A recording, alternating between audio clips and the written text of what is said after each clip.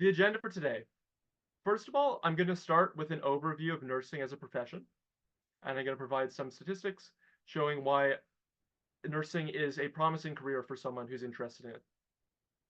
Next, we're going to compare different nursing designations. We're going to look at the different educational requirements to attain these designations, as well as some educational options, some nursing programs, which you may want to consider. We're going to take a look at nursing salaries, and so you can compare the different salaries for the different professions. And finally, we're going to look at some resources for internationally educated nurses. After this portion of the presentation, I'm going to interview our two guest speakers. And after that's done, we're going to open up the floor to the rest of you to ask your questions in the chat, and I'll address them. So first of all, let's start with an overview of nursing. What should you know? First of all, nursing is expected to be an in-demand field in years to come. There's going to be a high demand for nurses in the coming years, and we're going to see some information shortly on the different job vacancies available in the nursing field. Next, you should know that there are a variety of different practice areas in nursing.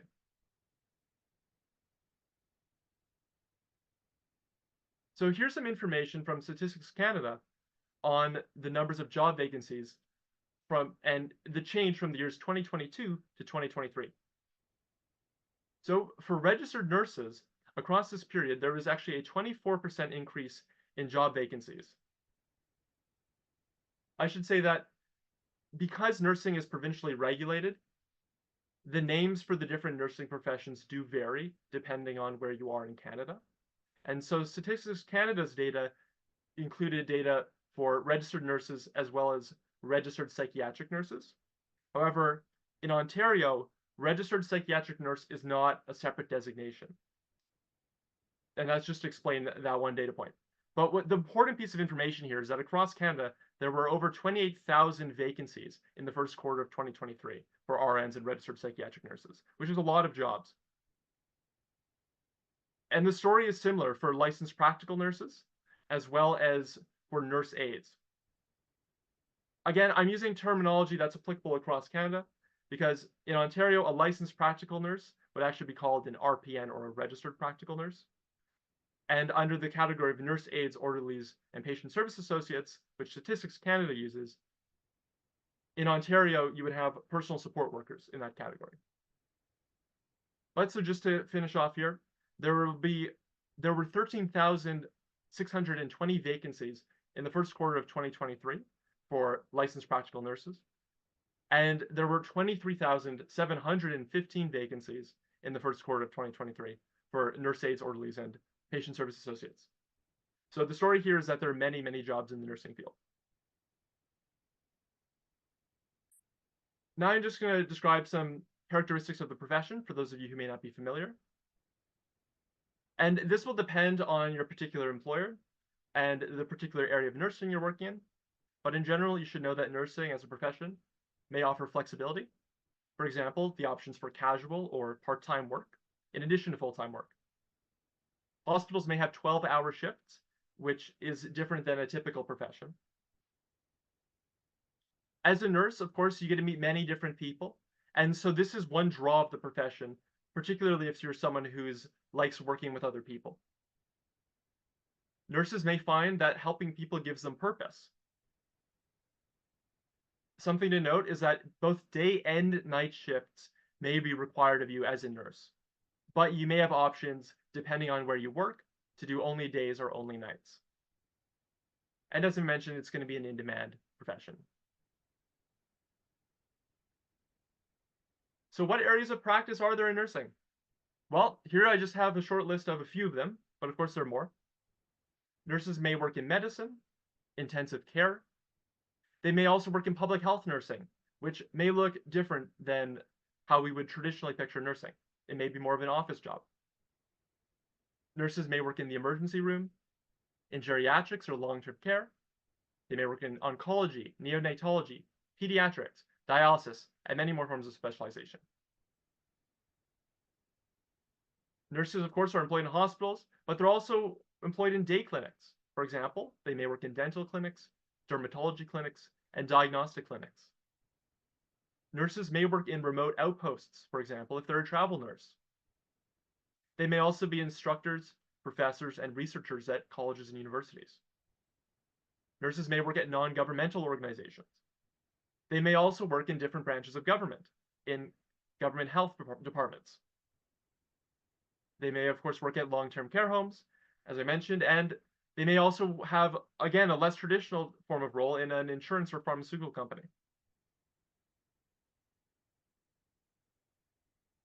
So here's some information from a report from the RNAO of 2023. And this just gives a breakdown of the different areas that nurses work in. So they compare registered practical nurses, and nurse practitioners. And the main story of this slide is basically that most RPNs and RNs worked in nursing, 86% of them. 95% of the nurse practitioners worked in nursing, but that there are some other areas that these nurses were employed in. For example, nursing clinical education, research and policy, or administrative roles, as well as others. Here we see a more detailed breakdown of the different sectors that nurses work in.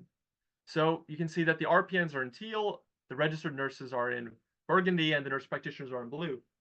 And there are a couple of data points I'd like to point out in this chart. So on the left side, you can see the percentage of that nurse that works in that particular sector. And so if we look at hospitals first, we can see that, relatively speaking, there are more RNs than RPNs or nurse practitioners as a whole employed in hospitals.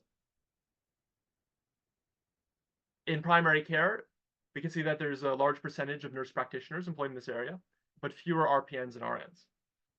And finally, in the long-term care facilities, there are proportionally more RPNs than RNs and nurse practitioners. So this just shows that there are many different areas, many different sectors that these nurses work in, but there are certain nursing designations which are more predominant in certain areas. As I mentioned, nursing is provincially regulated, and so if you're an Ontario nurse, you're going to have to pay attention to the College of Nurses of Ontario, the CNO. The CNO is a regulatory body for nurses in Ontario. It grants licenses for nurses, upholds nursing standards, and their website is very comprehensive. It has a lot of information, and so if you're ever struggling with a question about nursing, we refer you to the College of Nurses of Ontario. Now we're just going to compare the different nursing designations offered by the CNO. The main thing to note is that there are different educational requirements for these kinds of nurse. And so a registered practical nurse is required to have a college diploma, typically 2 years. Registered nurses are required to have a Bachelor of Nursing degree, which typically takes 4 years. And nurse practitioners are required to be registered nurses, as well as attain a master's degree in nursing and nurse practitioner certificate. We're going to discuss a bit about registered practical nurses. As I mentioned, they require 2-year college diploma. There's also a licensing exam. And we're actually going to take you now to the CNO's website to show a list of the different programs which are approved.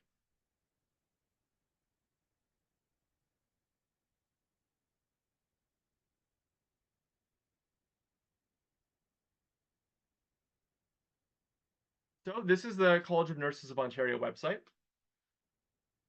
And just to start, you can see there are many different categories on the website, but we're just going to be looking at the approved nursing programs today. And so for practical nurses, this is a list of the different approved programs. You can see that there are many different colleges offering these diplomas. And so if you're interested in any of these, we would refer you to the college's website where you can read more about the different program you're considering.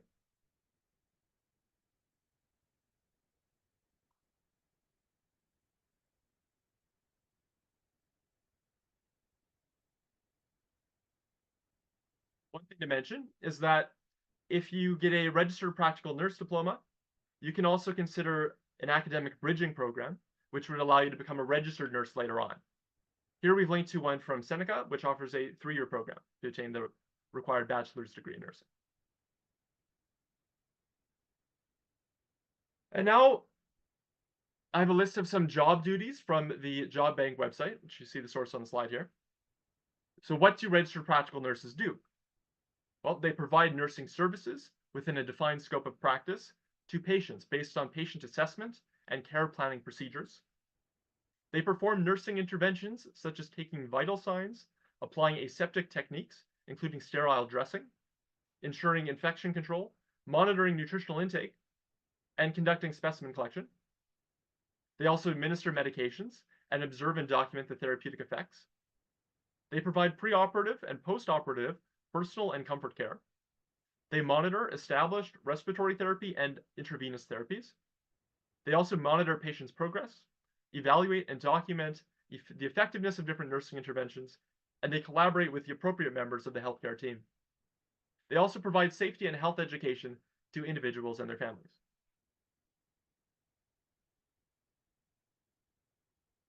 Some personal attributes which are required to be successful as an RPN, and this is again from the government website. They say it's extremely important to be tolerant to stress, to be concerned for others, collaborative and attentive to detail. As well, it's highly important to be an active learner, be socially oriented, adaptable, and have good analytical thinking. And I'll mention that these personal attributes are similar for RPNs as well as for RNs and nurse practitioners. So now we're going to discuss registered nurses. Registered nurses, of course, require a bachelor's degree in nursing, and this is since 2005. They're required to take a CNO licensing exam, and we're going to have more information about the exams in a bit. They're also going to have to take a CNO-approved university or college program that offers that bachelor degree in nursing. So now we're going to show you some of these approved programs.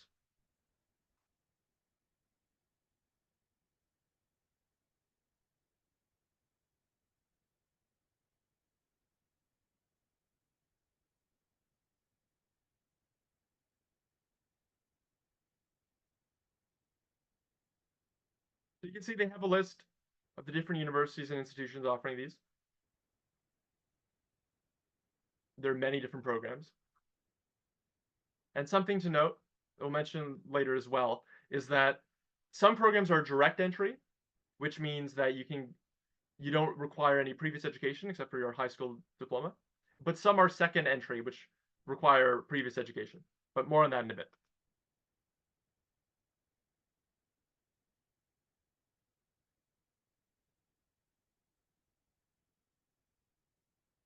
So some programs are called collaborative programs, and a collaborative program is a collaboration typically between a college and a university, where 2 years are spent at the college and 2 years are spent at the university to attain the bachelor's degree.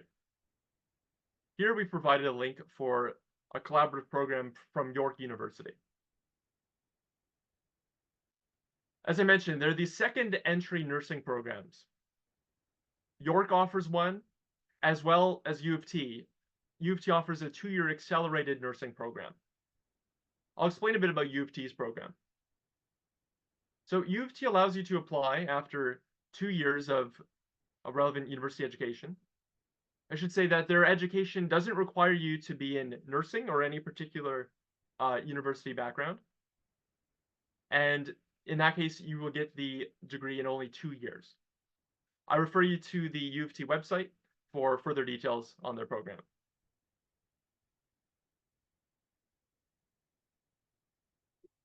I also wish to mention that the different programs across Ontario do vary as to their requirements. And so you'll need to check the individual program to know what would be required of you. Here's some details about McMaster if you're applying out of high school. So McMaster requires a minimum of 85% from high school for consideration. And the high school courses they require are grade 12U English, grade 12U Biology, grade 12U Chemistry, one of advanced functions, calculus and vectors or data management, as well as 2 additional grade 12 university courses of any kind. They also require the Casper test. Now, our speaker, Essence, is going to talk a little bit about the Casper test later on, but you should know that the Casper test is a test that it's not for academic learning, but it tests situational knowledge and interpersonal skills. Not all programs require the Casper, in fact, many don't, and so we refer you to the program you're interested in to learn whether that would require this additional CASPER test. So some job duties for RNs. Many of them are similar to the RPN duties that we mentioned earlier, so I'm not going to discuss all of them, but I will mention some duties which are for some perhaps less traditional RN roles, which you may not have considered. So occupational health nurses. Occupational health nurses develop and implement employee health education programs, and they provide registered nursing care in private businesses and industry. Community health nurses. Community health nurses provide health education and registered nursing care in public health units and through home visits. They manage complex home care cases, participate in community needs assessments, and program development, and they conduct disease screening and deliver immunization programs. Nursing researchers and consultants are engaged in research activities related to nursing, either self-employed or as employed by hospitals, private and public organizations, and governments. They provide consultative services to institutes, associations, and healthcare organizations regarding issues and concerns relevant to the nursing profession and the nursing practice. And clinical nurses, finally, provide leadership, advice, and counsel on the provision of research-based care for specific patient groups within the care of particular healthcare organizations.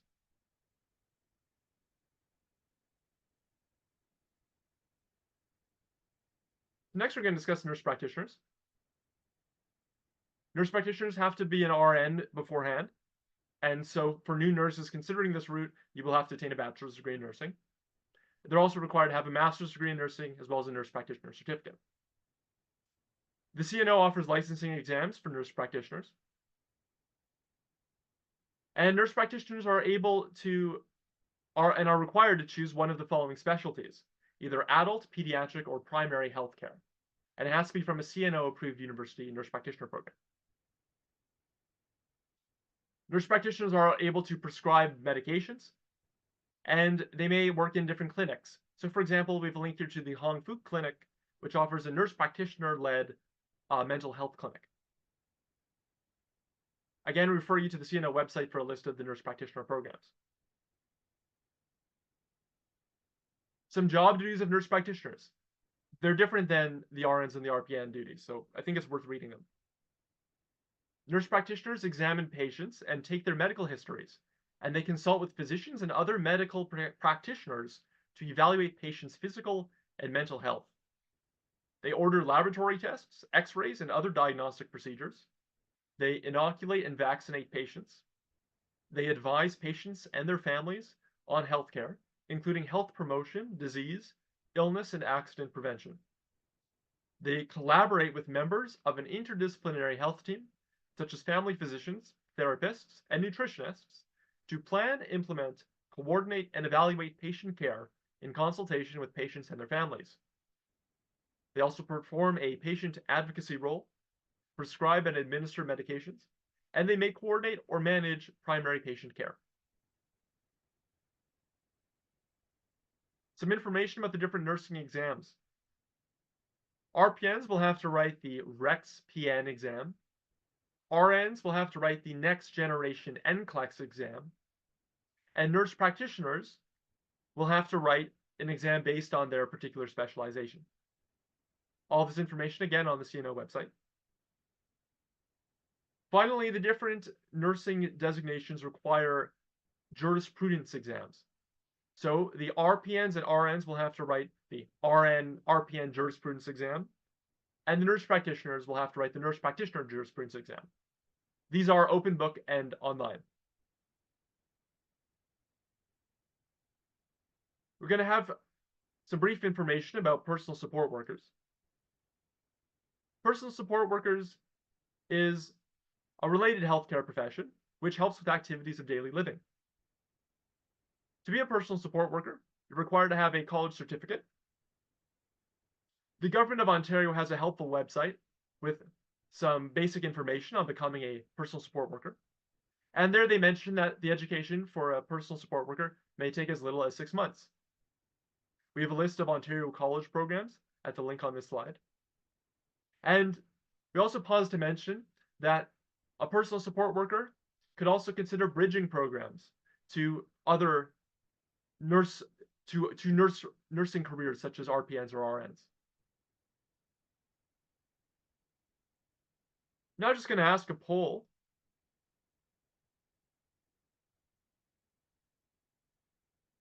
And the question is, what nursing programs are you most interested in, if any?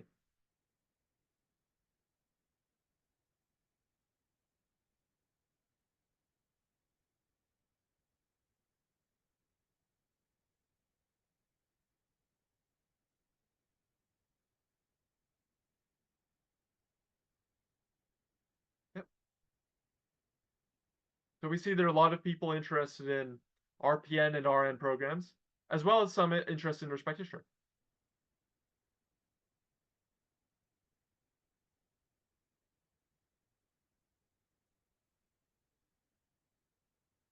And so regarding this, I'll just note that we're going to provide some information after the workshop today, and hopefully that'll be helpful as you explore more about the different nursing programs that you're interested in.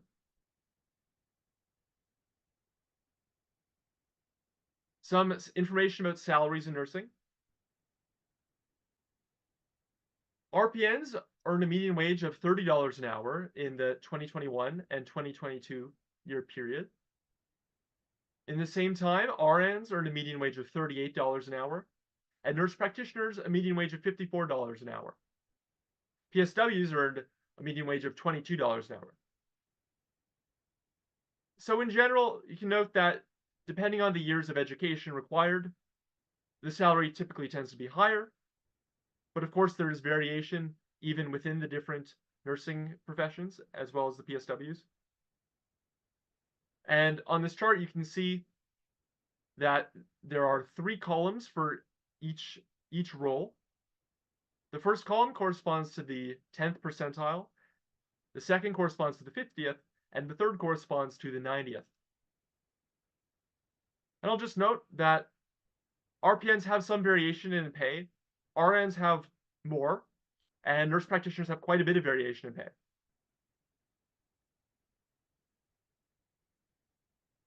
This part of the presentation, we're going to discuss some resources for internationally educated nurses.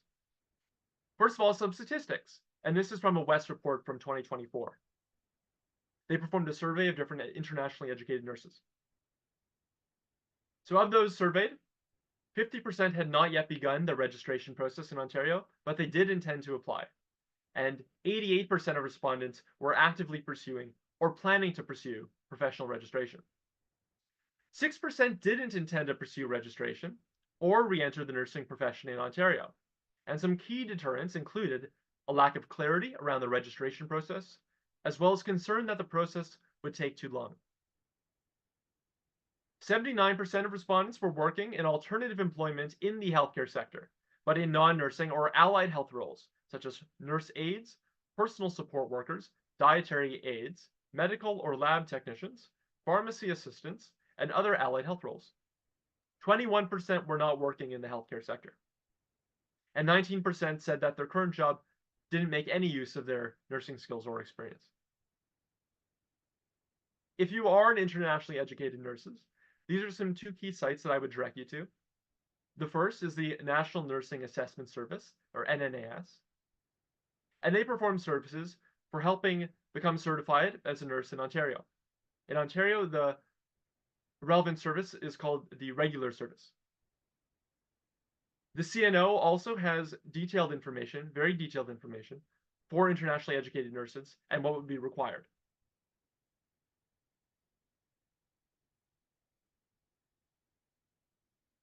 In summary, I've given an overview of the nursing profession and mentioned that there are many different job vacancies, and so it is a promising profession. I've mentioned the different nursing designations, RNs, RPNs, and nurse practitioners. We've looked at different educational options, as well as compared salaries, and provided some resources for internationally educated nurses. Now, I'm pleased to turn to the guest speaker portion. And as I speak to the guest speakers, I welcome you all to think about any questions you would like to answer when we move to the question and answer session. Our first speaker is Christine Hoheisel. She's a registered nurse in downtown Toronto, and she works in general internal medicine. Christine has 30 years of nursing experience, working in the capacity of a floor nurse, charge nurse, and also working in the step-up unit. Welcome, Christine. Hello. Hi. Hi. Our second speaker today is Essence Lee. Essence is a nursing student at McMaster University. She feels very passionate about pursuing a career in nursing, as this gives her opportunities to serve and support others in both their physical and emotional states. She is looking forward to sharing her thoughts, experiences, and knowledge with the community. Welcome, Essence, and welcome both. So, my first question for today is going to be about what made you interested in nursing. So, I'm going to start with Christine. Christine, what was it that made you interested in nursing? Yeah, thank you, Ryan. I was pondering that question earlier. So I actually think that it might have come from when I was very young. I had childhood asthma, so I spent quite a bit of time in the hospitals. And I remember, how kind and caring the nurses were to me. Um, and then I was thinking back, I was always watching medical shows. I'm a little older, so I was watching Marcus Welby and Emergency and any kind of medical TV shows that I could see at the time. Let's see, I had a play stethoscope. I had a medical kit. I don't know if anybody remembers the game Operation, but it was this game, and you would take little surgical pieces out, and his nose would light up if you touched the sides. Um, and then, just briefly, I actually worked in a medical record field prior to nursing. I went back when I was about 26. And so I also had a bit of a pathway. I worked in an admissions office. I worked as a medical transcriptionist, but my heart was always in nursing. I longed to be a nurse. So I actually did go back to school after working in the full time for about 7 years. Great. Yeah, what an interesting pathway. Mhm. Yeah. Essence, how about you? What is it that made you interested in nursing? Yeah, so while I was deciding in grade 11 what career path to choose, I really wanted to find a career that really fulfilled me. And fulfilling me is helping people. I really want to help people in face to face interactions. So I chose nursing in the end, and I'm really grateful that I did. It's something that I know I'm really passionate about. And if I continue on throughout my whole life, I know that I will continue to be happy and wanting to help and serve my community. So that is my main reason for wanting to choose nursing. Yeah, that's great. It sounds like you're in for the right reasons. So, my second question today is going to be about what your favorite thing about nursing or nursing school is. Essence, can I ask you? So, what is it? Because you're in nursing school right now, Yeah. uh, and I understand you haven't had your practicum yet. Um, Mhm. so, but of course, you have a lot of relevant knowledge about nursing school. And so, what is it so far that's been your favorite thing about nursing school? Yeah, I would say it's the nursing community. I really look forward to like performing the skills with my classmates, and we really encourage one another and help us to be more confident in team building and performing our skills. And we really encourage one another to be really good nurses. And the nursing community really helps me to understand what it's like to work as a team because as a nurse, I know it's not always independent. You're going to rely on other people for ideas. And so just knowing how to work as a group and really bonding on working on your communication skills is really important as well.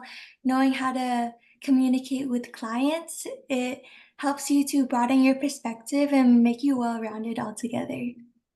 Great. And Christine, what's your favorite thing about nursing?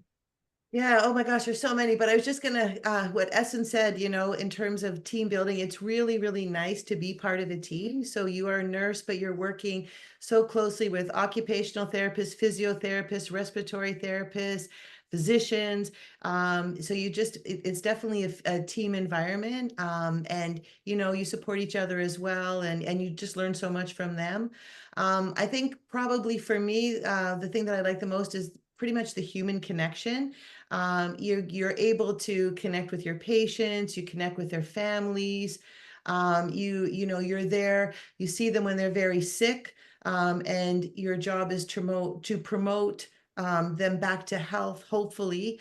And if you can, to make them as comfortable as possible. One of the jokes that we have is, we see the patient and, they're ready to leave. And we're like, oh my gosh, we're so happy to see you go.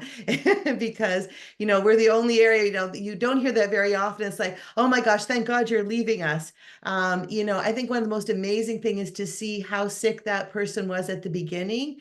And when they leave, it's phenomenal. You just feel so good about what you do. So I think that's probably one of the things that I really enjoy the most is to see Yeah, them. Yeah. seeing the patients Human get connection. better, And you learn and so it's human connection. yeah, and Yeah, they inspire you too. You just learn how people cope, different coping skills. Some people have chronic diseases, they've had them for years. Um, Toronto's incredibly culturally diverse, so you learn so much about cultural practices. How do you present yourself in this, culture, different cultures. You see how family members take care of their loved ones in different cultures. So it's just such a rewarding experience, definitely, a learning experience. After 30 years of nursing, I'm still learning. And that's one of the things also that I find amazing is you never stagnate. It's always changing, evolving. Our city is changing and you just get to see so many different things. So definitely, I'd say the human connection would be the one for me for sure. great, great. So now this question, I'll start with you, Christine. And what do you wish more people knew about nursing, I just think overall? overall, yeah, I think one of the things I wish that sort of the general or people would know is just how much we actually advocate for our patients. We're with our patients the most, really.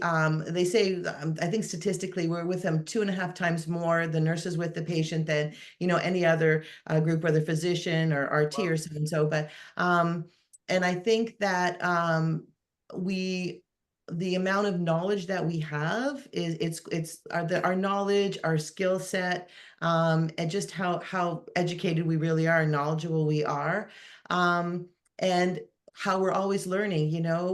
There's always new things that are coming about. We attend educational workshops, professional development. So I think probably just understanding the scope and skill set that we actually have, and yeah, how we're always staying current to provide the best care possible.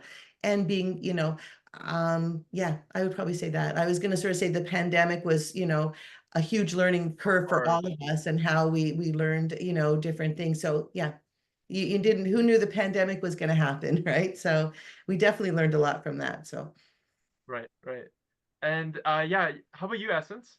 What do you wish more Yeah. people knew about being a nursing student? So for a nursing student, I realized that it's easy to get caught up in doubting yourself. So making sure it's a learning process and becoming a nurse, you're always learning. You're never going to know everything. So have yourself grace in those moments when you don't know the answer to a question or you don't perform a skill the first time. No, it's a process. And as a student, you are a student. So enjoy the process and be open-minded to all these new opportunities. I think becoming a nursing student is really a privilege, and it shouldn't be looked over or being so hard on yourself. So have yourself grace because we're all learners. And if I Yeah, can I love just that message. if I can Yeah, just add to that too, Essence and Ryan, working on the floor, we also have a lot of students, and new grads and new hires. And we're always thrilled that people ask questions because even now there's still things that I don't know and I still ask questions. So it's so important for a nursing student to feel comfortable. There's no such thing as a stupid question or a wrong question. And if you're not sure, just ask. And we really like the nurses, the students that ask questions, because you don't know. So never be afraid to ask a question. And if you don't know anything, just ask. Definitely. yeah, I appreciate both of those. So the next question, and this is gonna be for you, Essence, and it's what is nursing school like? Yeah, so apart from lectures, we have a lot of labs, tutorials, and practice assessments. So for our labs, we had nursing labs and anatomy labs. Nursing labs is more skills based, so everything you learned in nursing lectures, you will perform in these groups in your labs. And yeah, we performed like assessments like musculoskeletal and neurological, abdomen, also like vital signs, hygiene care. So those are very useful in working as a team, and you get to give each other advice. If we do something wrong, we have each other to rely on, which is very helpful. At the end of the semester, we have a final practice exam, which is when an actor would come in and pretend to be a patient, and they'll give us a scenario on what type of illness he may have, what condition, and we have to ask him specific questions and give him a specific assessment based on that scenario. And we're graded on it. But the good thing about it is it helps you to understand what patient interactions are like. And it's stress free because you're able to, it's not a real patient. He's not real. So you get to practice, okay, this is the questions I have to say. I'll say these, and if I get them wrong, my instructor will give me advice on what else I can say. And yeah, so those are really helpful. And we had a lot of practice outside of the final exam to practice with different actors who would come in, and we have questions prepared for them. Yeah, so those were the nursing labs. We had anatomy labs too, where we looked at cadavers and we understood where all the systems were, all the nerve placements. And yeah, that was also really helpful because looking at anatomy lectures, you don't know where everything is all the time. So looking at the actual cadaver, you get to see where everything is, and it really helps you with your learning and understand the human body more. We also had tutorials, and tutorials were only for psychology class that we had in my first year of nursing. And that was more student based, where it was a student teacher who summarized everything we learned in lectures to engage our learning and help us to really understand the topics. And I could talk about some of the courses that we had. We had social determinants of health, and social determinants of health is all the health factors that affect one's health. And that was really eye opening to me because I didn't know the amount of factors that really go into someone's health. And it helps me to realize that it's more than just caring for their physical condition, but also making sure they're in a safe environment when they go back home, making sure they go back to a safe environment, they have people to take care of them, they have a good housing condition. So stuff like that was really eye-opening. We also had biochemistry, which is a mix of biology and chemistry, and we also had a community engagement and citizenship class. And that was more based on our value system, based on certain topics, what we thought of certain topics. And that goes a long way in nursing because as a nurse, you need to have a good perspective on certain topics and be sensitive to other people's cultures, for example, and other people's situations. So knowing how to respond and interact with patients of different cultures is yeah, very helpful also. So yeah, that was basically the gist of my whole nursing school experience in first year. Well, that's great, and thank you for summarizing so well here. That's great. So, my next question will also be for you, Essence, and this is just about your application process. So, let's say someone is interested in nursing and they're in high school. Since you've just gone through the process of applying to nursing school, from high school, are you able to talk a bit about what that process looked like? Yeah, sure. So, yeah, in grade 12 in October, that's when I began applying, and that was in the OUAC portal, which is like a university portal for all the universities you want to apply to. If you want to apply to a college, it would have to be through a different portal. But I applied to these universities, and most of them have the same requirement, which is a minimum of 85% average and the same course requirements, like Ryan said. I know that York University is a bit lower with a 75% average minimum, but I wanted to go to either McMaster or Western, and those two universities needed a Casper test, and that's a situational judgment test that's online, and it's separated into two sections. So It's based on 14 scenarios, and these scenarios are like real world scenarios that we have in our everyday life and how you would respond to these scenarios. So if it's ethical, professional, are you showing empathy in the way you would respond to these scenarios? And it helps people to know if you're able to work in a professional setting and if you're client oriented and you have the best interests of other people. So to prepare for the Casper test, I did a multiple things that I think will help you guys as well. If you're in high school, you could talk to your guidance counselor. Your guidance counselor can really help you to recall any past experience that you had that you could share on your Casper test. Like, for example, mine was volunteer experiences. So I volunteered at a hospital for Holden Bureau in grade 12, and I was able to recall all the lessons I've learned working with children. And I was able to share that onto the Casper test. And it was really helpful because it showed that I understood how to interact with clients and how to really help them with their best interest in mind. And also, she gave me tips on some social work terms that I could use to show that I knew what I was talking about as I was writing my Casper test. So, specific professional words that really boost my morale. And also, I practice with my parents, and so having people in your like family, friends that you could practice with give you certain scenarios, and then you respond to those scenarios is also very helpful. And also, the Casper test itself has a trial, so it has a practice test that's not graded. And so you can understand how the whole test works, the process, without feeling anxious before because you understand how everything works. I'll talk a little bit about just the structure of the Casper test. The first part of the Casper test is written, so they'll give you a video and they'll give you 3 questions, and you would have to type in the answers to the 3 questions in 5 minutes. I did mine in point form. You could do point form or long sentences, but I found point form for me was a lot easier as it helped me to get my point across in a short amount of time. And in the video portion, they give you 2 questions, each 1 minute. You could answer it, and it's one take. So I used the whole amount of time that I had, and in that time, I was also able to share my volunteer experience that I was able to recall with my guidance counselor. So that was also really good. So yeah, that was my application process. By the end of the Casper test, by a few days, you'll get your results back.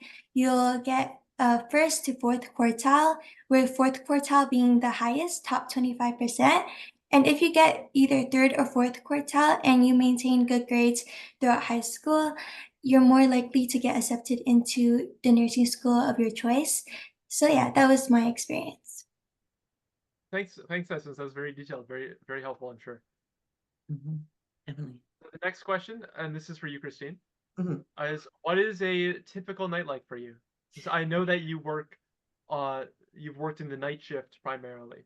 Yeah, I've been working nights for a long time. I used to work days, but you know, the nice thing about nursing is it's very flexible. You'll find that I actually switched over to nights when my children were little. It was just easier. I would be able to work a night shift, come straight home, take them to school, and then I'd be able to pick them up after school, do a little bit of homework. So anyway, that's the beauty of nursing too. It's very flexible. You can do days, you can do nights, you can do weekends.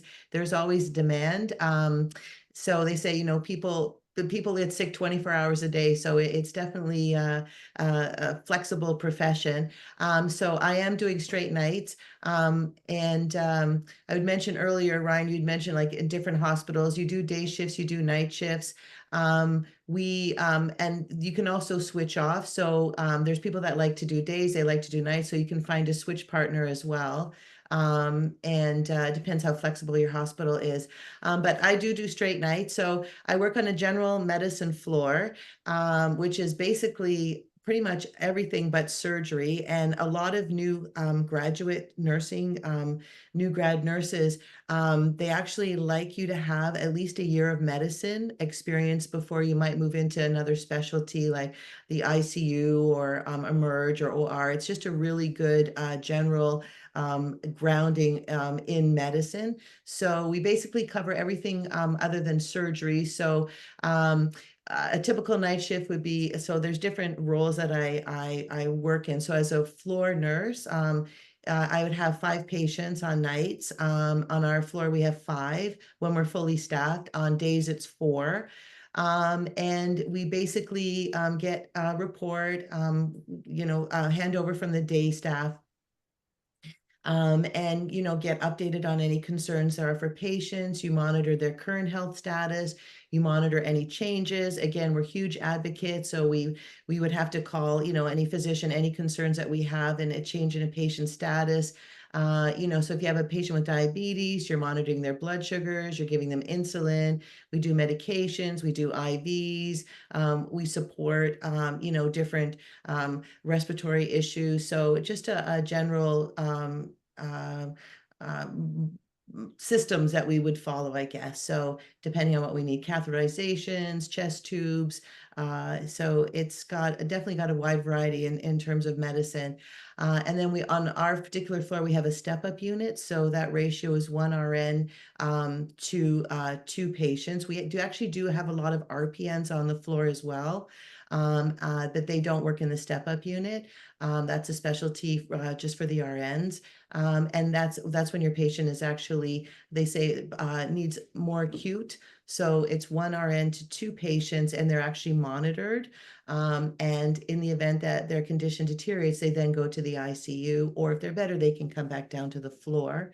I also work as a charge nurse, and that's sort of an administrative duty where you're responsible for staffing, do a lot of patient flow, so admissions, discharges.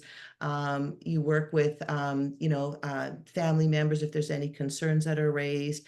So that's sort of the charge portion of it too. Yeah, that's great. So you gave a big overview of all the different areas Mhm.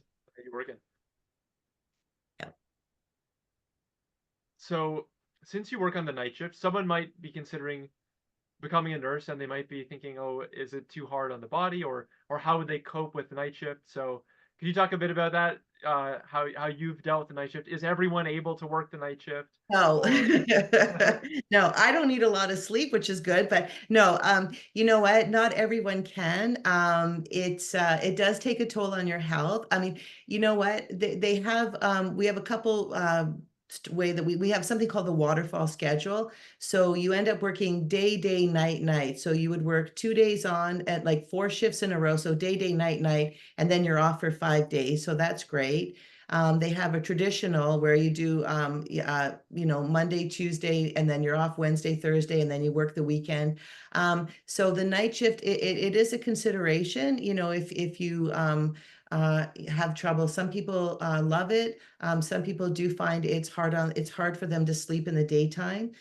So they definitely prefer to do days. So it does take a bit of a toll on yourself, but the flexibility, like if you have a family, night shift's wonderful because you really do get to spend time with your kids.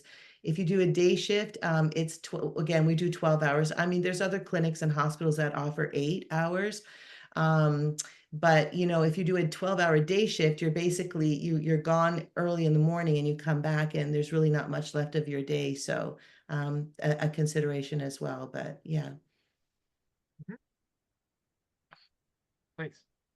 And Christine, could you also discuss full-time versus part-time work as well as casual work? Because I know that these different options for working, and someone might be thinking, Yeah. what Yeah. would they want, how would they want to work? Like, why would someone choose to do part-time work versus full-time work or versus casual work? What are the kind of Yeah, I think, well, one of the things so full-time, if you work full-time, at my hospital, you get paid sick days, you get paid vacation, and, you have benefits. So I'm part-time and you're automatically in the pension plan. So, you get the pension plan, you get sick days, you get vacation, disability and benefits. I'm part-time. I like the flexibility. I personally don't need benefits. I'm covered under my partner's benefits.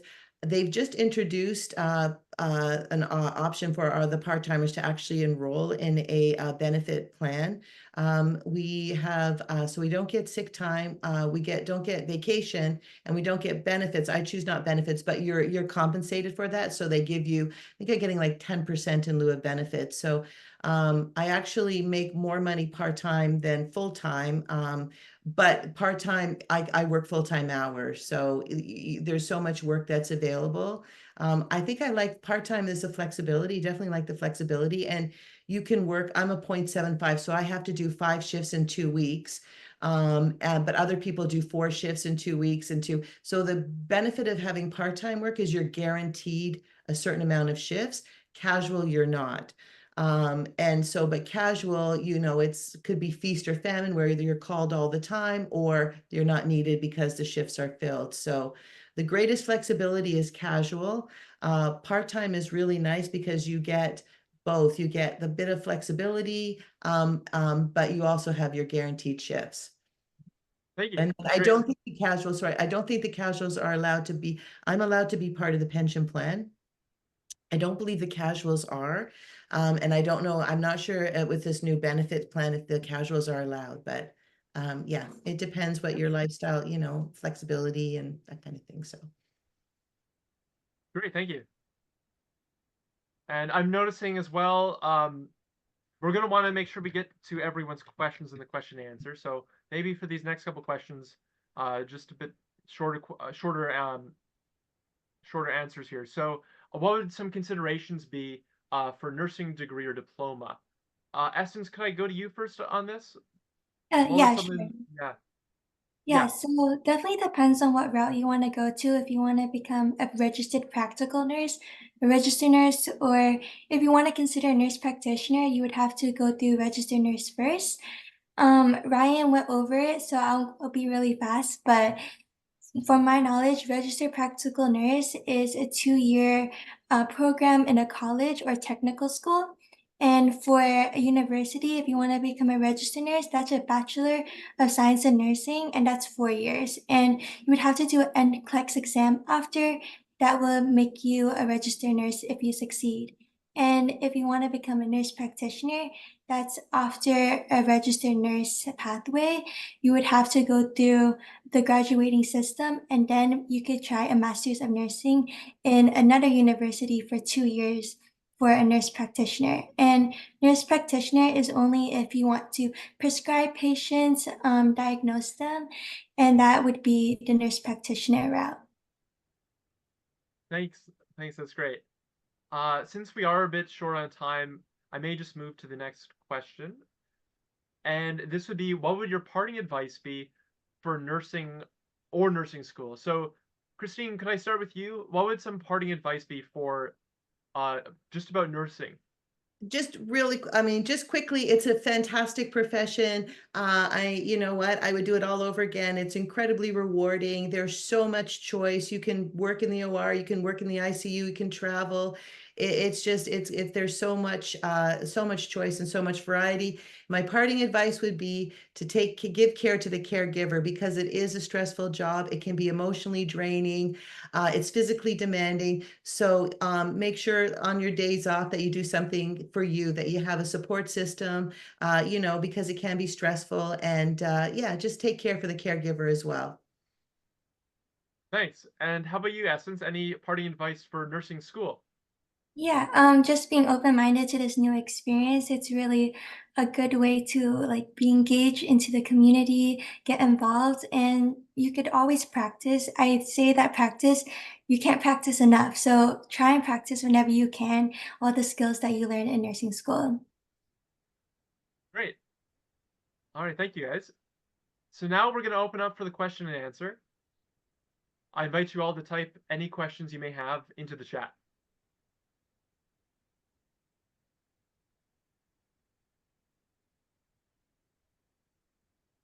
And, oh, do we have one?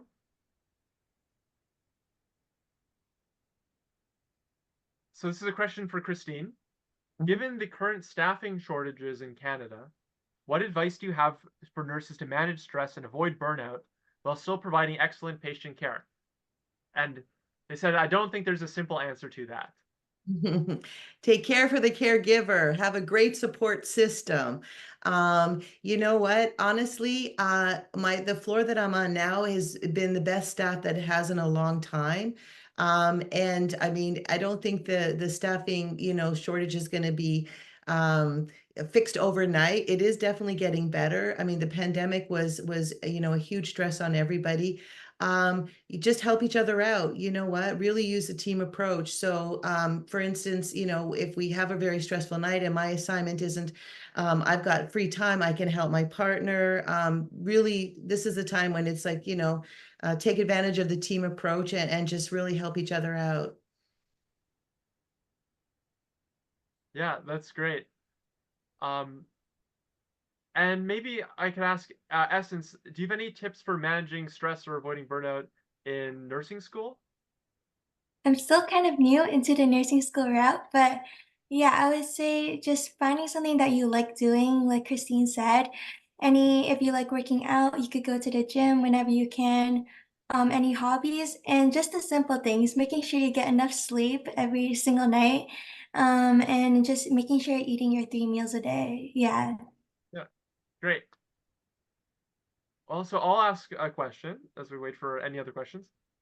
Uh, Christine, are you happy that you chose to be a nurse?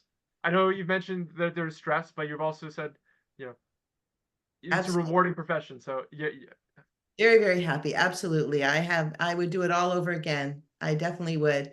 I think if I could do it over again and I was younger, I'd probably do travel nursing though, because that's a really neat, a neat avenue. And there's really a huge demand for travel nurses as well, especially if you're interested. I think I would really have liked to work, in the remote community and have experienced a bit of that because there's definitely a demand for that as well. But I would definitely would choose this profession again for sure, 100%. Hmm. Okay, so we have a question from the chat. Someone was asking, after nursing school, without a license, can you work anywhere? I think the answer to that has to be no. But Christine or Essence, do you have any thoughts on this? Can you work anywhere without a license? Is this a question? Or so for that person, I would suggest that you look at the CNO's website for the licensing procedures for how you would obtain your license after nursing school. As we mentioned, you would require an exam, and anyway, we refer you to the CNO's website for that. But thank you. Someone else asked, they don't have any biology or chemistry background. Is it possible for them to be a nurse? I can start by taking a stab at that. You may, if you don't have any biology or chemistry background um, in high school, then you'll have to check what program you're applying to. The programs I've looked at, and maybe I could be corrected here, but they all seem to require some biology or chemistry. But again, you'll probably should do some research and see if that'd be required. If you already have a university degree, that's another story, or a college diploma. So, Essence, Christine, do you have any thoughts on that? Yeah, I have some thoughts. If you're not talking about the actual biology and chemistry requirement and just talking about your own understanding of biology and chemistry, I understand that's a big misconception many people have that you need to have a solid understanding of it, but you don't have to have a good understanding to become a nurse because in nursing school they really start from the beginning when teaching the subjects. So for biochemistry, they really start from the basics and go all the way up to the top. So even if you don't have a good understanding, I say you can still become a nurse. Yeah. Thanks. Yeah. So someone wants to know if there's an age limit to being a nurse. Um, And I'm not sure myself. I can Christine. answer that. Yeah. Actually, I can tell you, no, I don't know about admissions or not, but we actually have nurses that are working on our floor that are in their 70s, actually. So no. And one of the nurses I work with, she actually went back to school, I believe when she was about 45. I remember when I went back too. I wasn't in nursing right away. And I thought, oh my gosh, I'm going to be like the oldest person in my class. Absolutely not. So no, there's a lot of older people that go back to nursing. I don't know what the college's cap would be, but we definitely, I worked with somebody who went back in her mid 40s. Yeah. Hmm. And the same person wants to know, how many hours would you work on a shift? 12 hours. Yeah. I work 12-hour shifts. Yeah. Yeah, Nice. and that's pretty standard, I think, for a lot of the hospitals. Maybe there's some that do 8s, but it's 12 hours. Hmm. Someone has come across nurses that were mean to them. Do you have any comments on that? The controlling the quality of the profession. Um, that's anybody really, I mean, you get that. I just think you get that in any situation, I think in that case, the person should probably speak to the nurse and say, I feel like you were being mean to me. I think that they should say something, but yeah, I mean, Yeah. yeah, it's we wide variety of people in all kinds of professions. I'm sorry that that happened to them. Sorry, yeah. I do feel it's few and far between on my floor, but I mean, Yeah. So, some more questions here. Some of my own questions.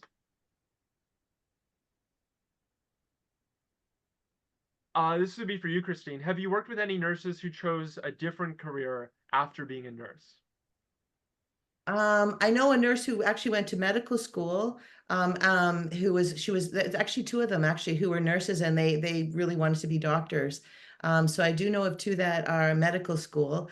And then I know one person, they say nurses make great real estate agents. I don't know about that one, but, and then I actually know another nurse that ended up working in an insurance company. And another one worked in, university health clinic.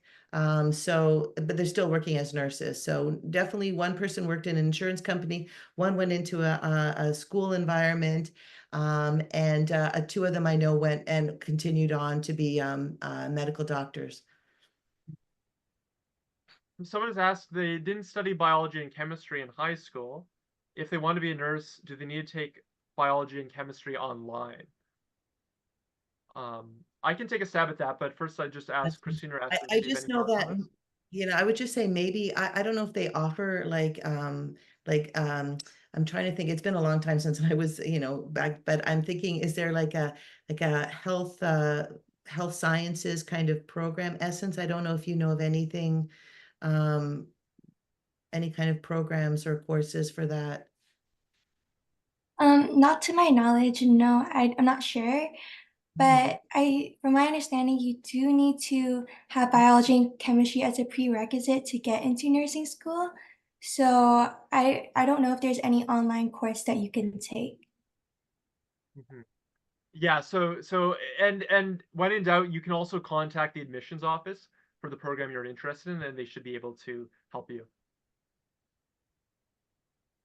Someone asked, do nurses need to keep their license? So do nurses need to continue to study or take exams once they have their license? No, you have to, every year you have to, go through a quality assurance. Like there are certain things that you have to keep up your practices. There's certain, requirements for you to, it's like a quality assurance, requirement to stay current and stuff, and you can take courses, but, you don't need to like redo your license, redo an exam at all every year. No, you pay for your license through the CNO to renew your license.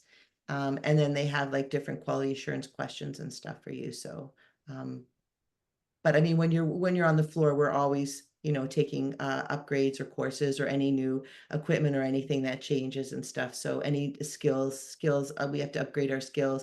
You have to do CPR, keep up with your hospital requirements. So, but you don't have to redo it. We don't redo our whole exam again. No. Mhm, mhm.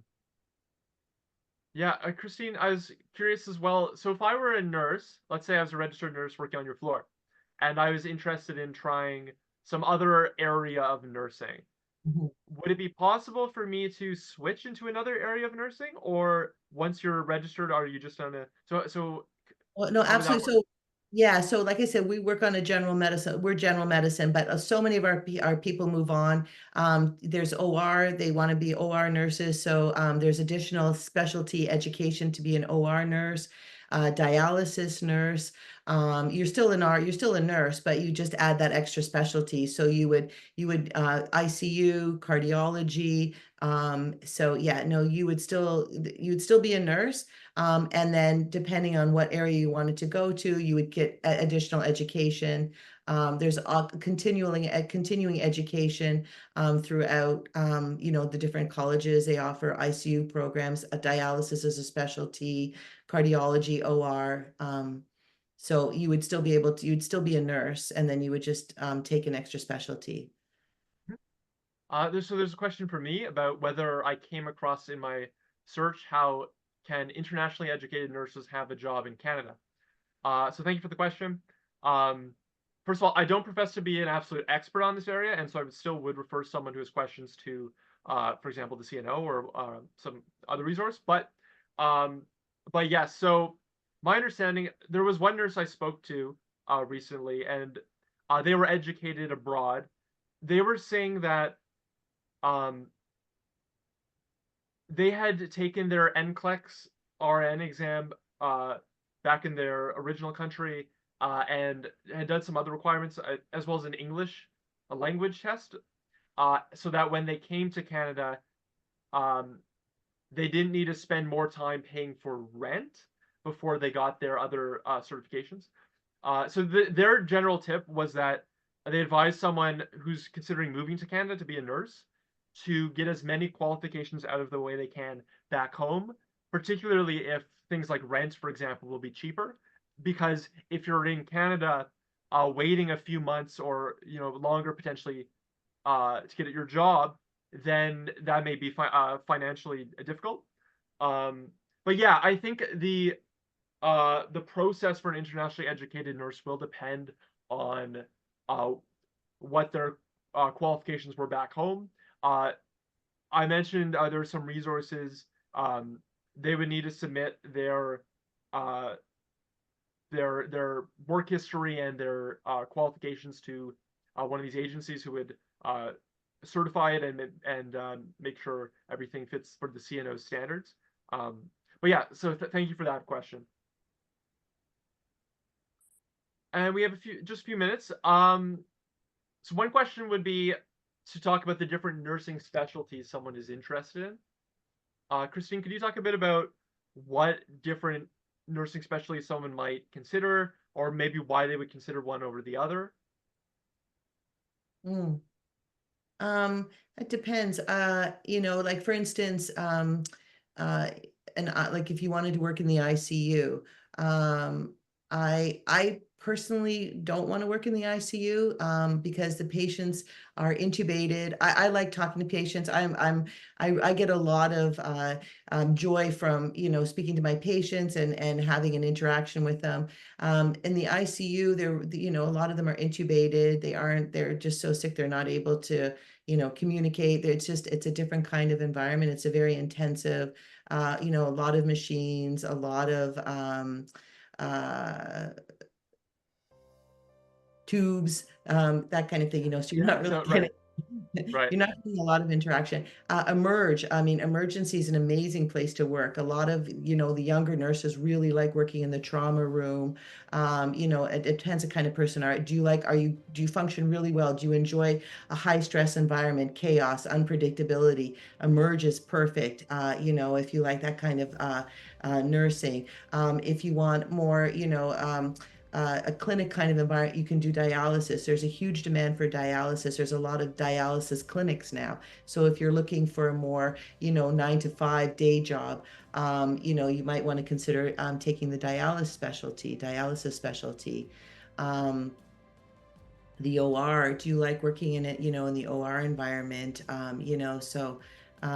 Yeah, it depends, how what I personally like a lot of variety, which is what medicine allows me.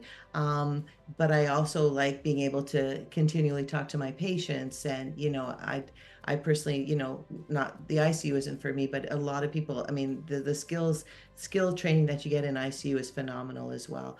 Or, if you like to work in the northern remote community too, you get tons of experience there. And, having an emerge background and ICU background, is amazing. And a lot of people do Doctors Without Borders and they travel abroad and they do really good humanitarian work. So, having an ICU skill set, having an emerge skill set is really beneficial as well for those kind Great. of. Yeah, that's great. And also the travel nursing, like you mentioned too. Yeah, a lot of different areas to consider. Well, we're gonna have to start wrapping up, everyone. Information for OneHub. You can see our link to our website, onehubgrowth.com. And so you can check that out. You'll find information about the upcoming workshops as well as other activities that OneHub Growth is putting on. Again, appreciate your attention today. Thank you all very much, and I hope you have a great rest of your night.